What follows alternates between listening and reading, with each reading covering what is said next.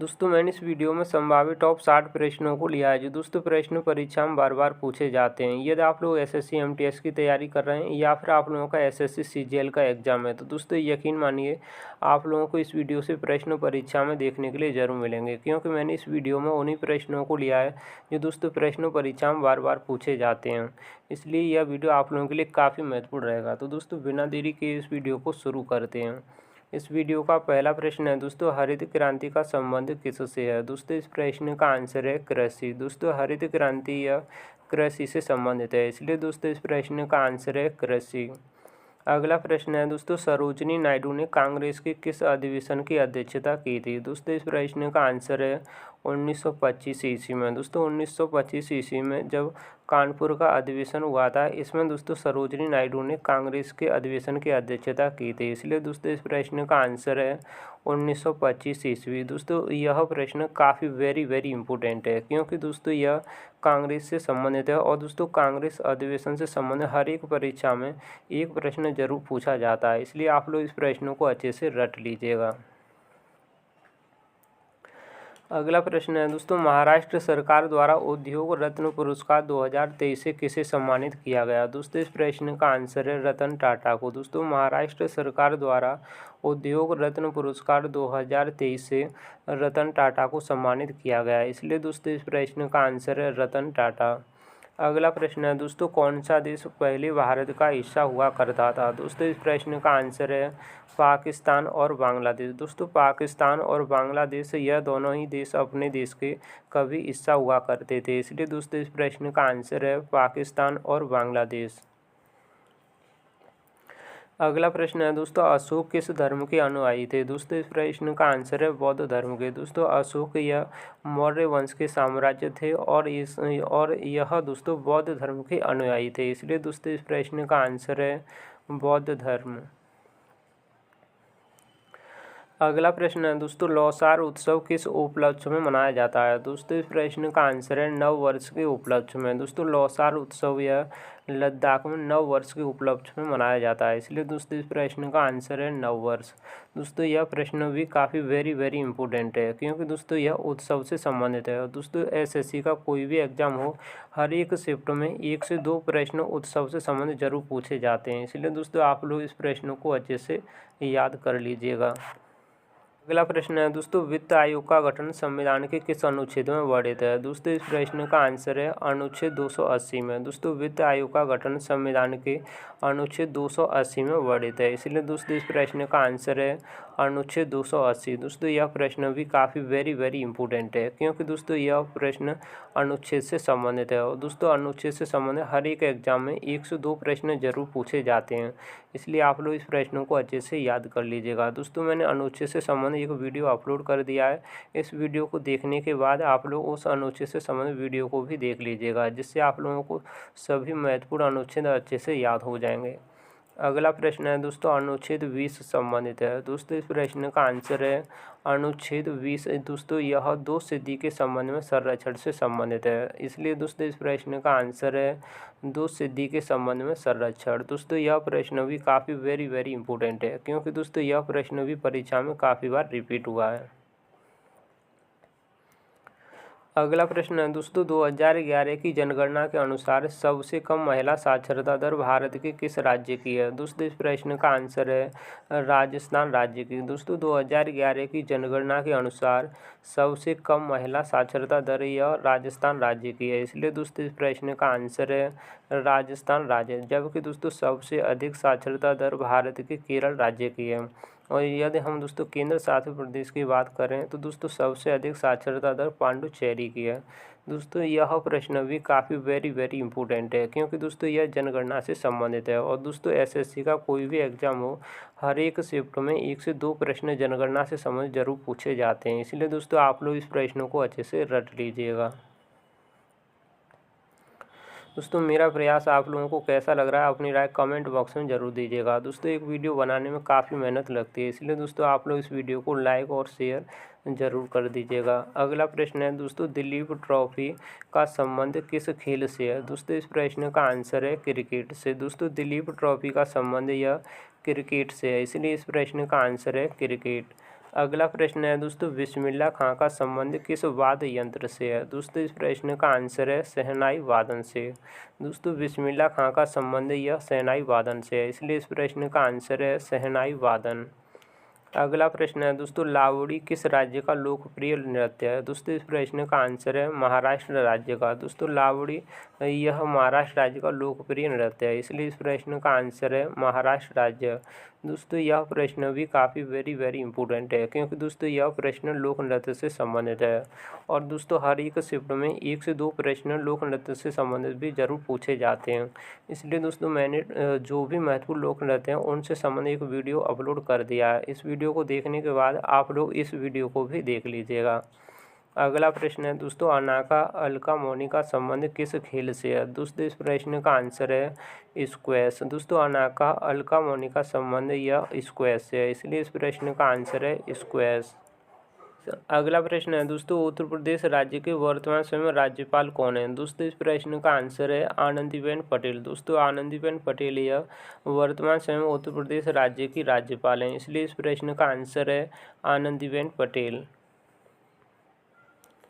अगला प्रश्न है दोस्तों, संविधान सभा के स्थायी अध्यक्ष कौन थे? दोस्तों इस प्रश्न का आंसर है डॉक्टर राजेंद्र प्रसाद। दोस्तों डॉक्टर राजेंद्र प्रसाद यह संविधान सभा के स्थायी अध्यक्ष 11 दिसंबर 1946 ईस्वी में चुने गए थे, इसलिए दोस्तों इस प्रश्न का आंसर है डॉक्टर राजेंद्र प्रसाद। दोस्तों यह प्रश्न भी काफ़ी वेरी इंपॉर्टेंट है, क्योंकि दोस्तों यह कम से कम 50-60 बार यह प्रश्न रिपीट हुआ है, इसलिए आप लोग इस प्रश्न को अच्छे से याद कर लीजिएगा। अगला प्रश्न है दोस्तों, प्रथम पंचवर्षीय योजना किस मॉडल पर आधारित थी? दोस्तों इस प्रश्न का आंसर है हैरोल्ड डॉमर मॉडल पर। दोस्तों प्रथम पंचवर्षीय योजना यह हैरोल्ड डॉमर मॉडल पर आधारित थी, इसलिए इस प्रश्न का आंसर है हैरोल्ड डॉमर मॉडल। दोस्तों यह प्रश्न भी काफ़ी वेरी इंपॉर्टेंट है, क्योंकि दोस्तों यह पंचवर्षीय योजना से संबंधित है। और दोस्तों पंचवर्षीय योजनाओं से संबंधित 1-2 प्रश्न जरूर पूछे जाते हैं, इसलिए दोस्तों आप लोग इस प्रश्न को भी अच्छे से याद कर लीजिएगा।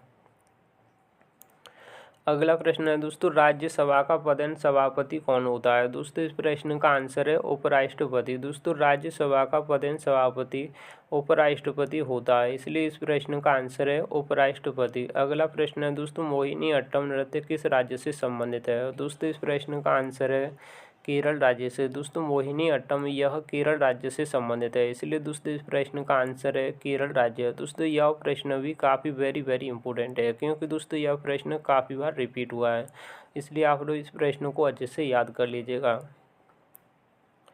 अगला प्रश्न है दोस्तों, 2011 की जनगणना में आर्थिक आधार पर कितने चरण थे? दोस्तों इस प्रश्न का आंसर है 2। अगला प्रश्न है दोस्तों, राष्ट्रमंडल खेलों को पहली बार कब आयोजित किया गया? दोस्तों इस प्रश्न का आंसर है 1930 ईस्वी में। दोस्तों राष्ट्रमंडल खेलों को पहली बार 1930 ईस्वी में आयोजित किया गया था, इसलिए इस प्रश्न का आंसर है 1930 ईस्वी। अगला प्रश्न है दोस्तों, आत्मनिर्भरता के साथ विकास किस योजना का लक्ष्य था? दोस्तों इस प्रश्न का आंसर है चौथी पंचवर्षीय योजना। दोस्तों आत्मनिर्भरता के साथ विकास यह चौथी पंचवर्षीय योजना का लक्ष्य था, इसलिए इस प्रश्न का आंसर है चौथी पंचवर्षीय योजना। दोस्तों गरीबी हटाओ का नारा यह 5वीं पंचवर्षीय योजना के तहत दिया गया था, यह भी आप लोग याद रखिएगा। अगला प्रश्न है दोस्तों, पंडित भीमसेन जोशी को भारत रत्न पुरस्कार कब मिला? दोस्तों इस प्रश्न का आंसर है 2008 में। दोस्तों पंडित भीमसेन जोशी को भारत रत्न पुरस्कार से 2008 में सम्मानित किया गया था, इसलिए इस प्रश्न का आंसर है 2008। अगला प्रश्न है दोस्तों, लॉन्ग जंप में रनवे कितना होता है? दोस्तों इस प्रश्न का आंसर है 40 मीटर। दोस्तों लॉन्ग जंप में 40 मीटर का रनवे होता है, इसलिए इस प्रश्न का आंसर है 40 मीटर। अगला प्रश्न है दोस्तों, माना जाता है कि गंगा नदी में स्नान करने से पाप धुल जाते हैं, कौन से त्योहार पर करते हैं? दोस्तों इस प्रश्न का आंसर है कुंभ के मेले पर। अगला प्रश्न है दोस्तों, किस केंद्र शासित प्रदेश का जनसंख्या घनत्व सबसे अधिक है? दोस्तों इस प्रश्न का आंसर है दिल्ली। दोस्तों दिल्ली का यह केंद्र शासित प्रदेश जनसंख्या घनत्व सबसे अधिक है, इसलिए इस प्रश्न का आंसर है दिल्ली। दोस्तों यह प्रश्न भी काफ़ी वेरी इंपॉर्टेंट है, क्योंकि दोस्तों यह प्रश्न भी काफ़ी बार रिपीट हुआ है। अगला प्रश्न है दोस्तों, सरदार वल्लभ भाई पटेल ने कांग्रेस के किस अधिवेशन की अध्यक्षता की थी? दोस्तों इस प्रश्न का आंसर है 1931 में कराची अधिवेशन। दोस्तों सरदार वल्लभ भाई पटेल द्वारा कांग्रेस के अधिवेशन की अध्यक्षता यह कराची अधिवेशन 1931 में की गई थी, इसलिए इस प्रश्न का आंसर है 1931 ईस्वी। अगला प्रश्न है दोस्तों, क्रिप्स मिशन भारत कब आया? दोस्तों इस प्रश्न का आंसर है मार्च 1942 ईस्वी में। दोस्तों क्रिप्स मिशन यह भारत मार्च 1942 ईस्वी में आया था, इसलिए दोस्तों इस प्रश्न का आंसर है 1942 ईस्वी। अगला प्रश्न है दोस्तों, कुडनकुलम नाविकीय विद्युत परियोजना किस राज्य में है? दोस्तों इस प्रश्न का आंसर है तमिलनाडु राज्य में। दोस्तों कुडनकुलम नाविकीय विद्युत परियोजना यह तमिलनाडु राज्य में, इसलिए इस प्रश्न का आंसर है तमिलनाडु।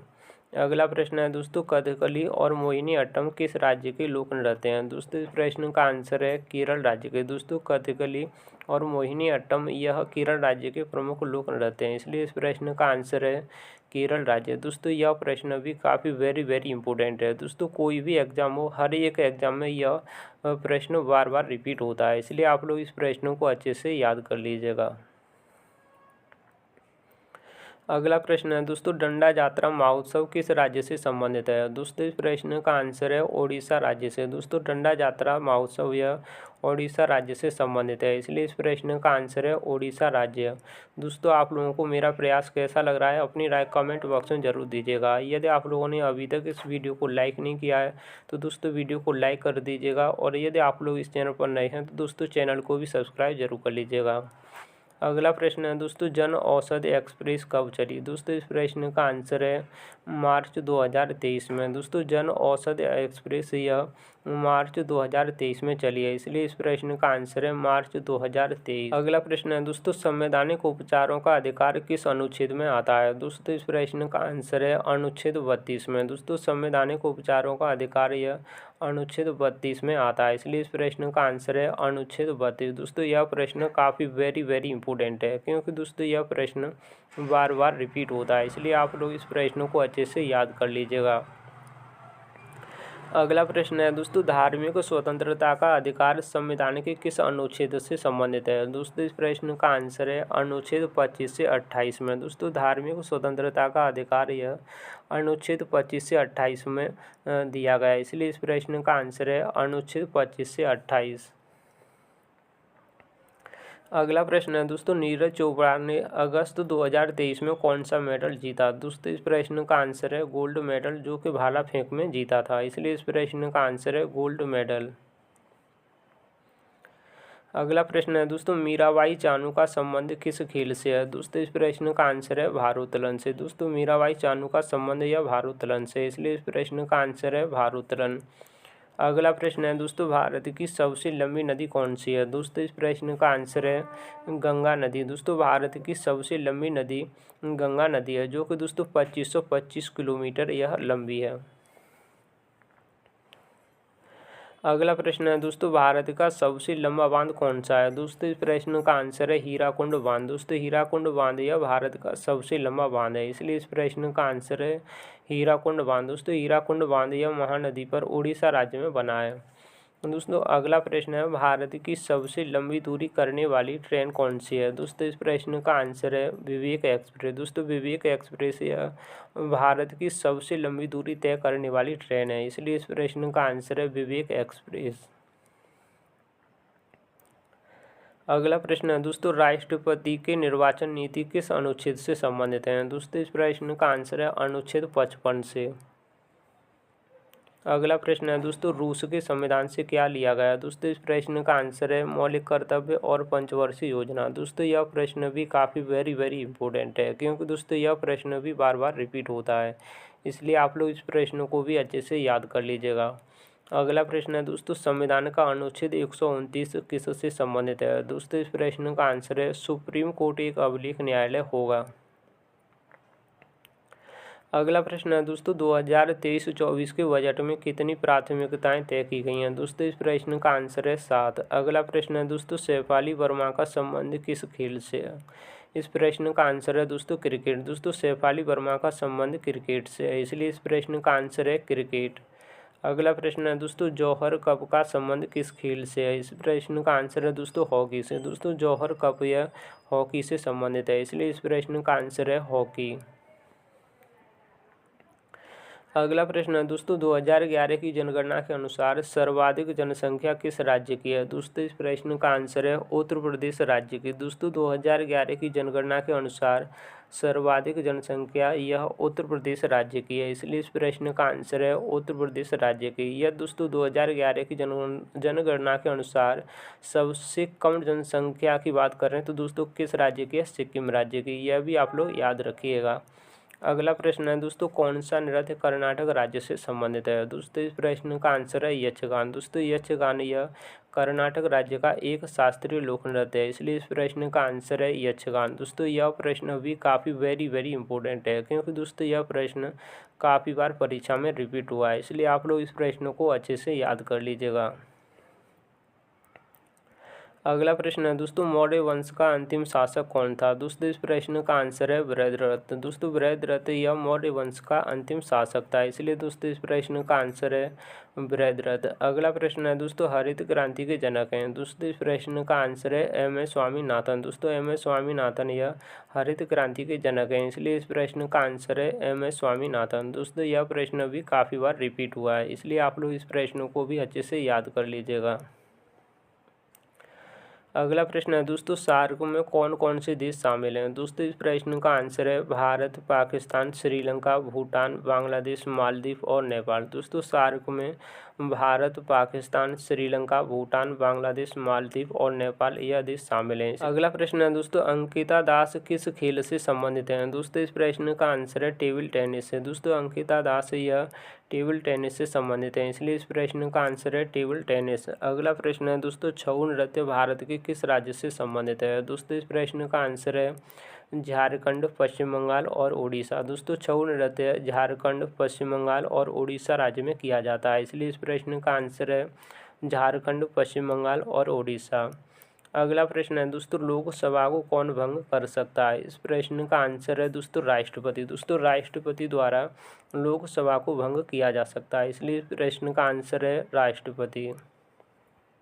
अगला प्रश्न है दोस्तों, HYV का फुल फॉर्म क्या है? दोस्तों इस प्रश्न का आंसर है हाई यील्ड वैरायटी। दोस्तों HYV का फुल फॉर्म है हाई यील्ड वैरायटी, इसलिए दोस्तों इस प्रश्न का आंसर है हाई यील्ड वैरायटी। अगला प्रश्न है दोस्तों, मौलिक कर्तव्य संविधान के किस भाग में है? दोस्तों इस प्रश्न का आंसर है भाग 4 के क में। दोस्तों मौलिक कर्तव्य या संविधान के भाग 4 के क में उल्लिखित हैं, इसलिए दोस्तों इस प्रश्न का आंसर है भाग 4 के क में। दोस्तों यह प्रश्न भी काफ़ी वेरी इंपॉर्टेंट है, क्योंकि दोस्तों यह प्रश्न काफ़ी बार रिपीट हुआ है, इसलिए आप लोग इस प्रश्न को अच्छे से रट लीजिएगा। दोस्तों मैंने आप लोगों को इस वीडियो में बार बार पूछे जाने वाले टॉप 60 प्रश्नों को कराया। उम्मीद करता हूं दोस्तों आप लोगों को यह वीडियो पसंद आया होगा। दोस्तों वीडियो को लाइक, शेयर और यदि आप लोग इस चैनल पर नए हैं तो दोस्तों चैनल को सब्सक्राइब जरूर कर लीजिएगा, क्योंकि आप लोगों को इसी तरह के और भी वीडियो देखने के लिए मिलते रहेंगे। दोस्तों मेरा प्रयास आप लोगों को कैसा लगा अपनी राय कमेंट बॉक्स में ज़रूर दीजिएगा। मिलते हैं किसी और नई वीडियो में, तब तक के लिए जय हिंद, जय भारत।